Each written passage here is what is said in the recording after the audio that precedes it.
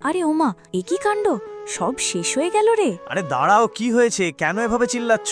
তাড়াতাড়ি এসো, সর্বনাশ হয়ে গেছে। এই দেখো, আমাদের সব ডিমগুলো সাপে খেয়ে ফেলেছে। সাপে না অন্য কিছুতে হতে পারে, নেউলও তো হতে পারে। নেউল কি আর আস্ত ডিম এভাবে ভাঙতে পারে? ওই দেখো, ওটা সাপই। ওখানে দেখো, ওই যে ওই গর্তের দিকে যাচ্ছে। ধরো ওটাকে। দাঁড়া, আজ ওকে ছাড়া যাবে না। ইস, গর্তে ঢুকে গেল। এখন কি হবে? এখানে দাঁড়াও, আমি আসছি। এই নাও খাঁচা, বের হলেই আটকে যাবে। না, সাপ খুব চালাক।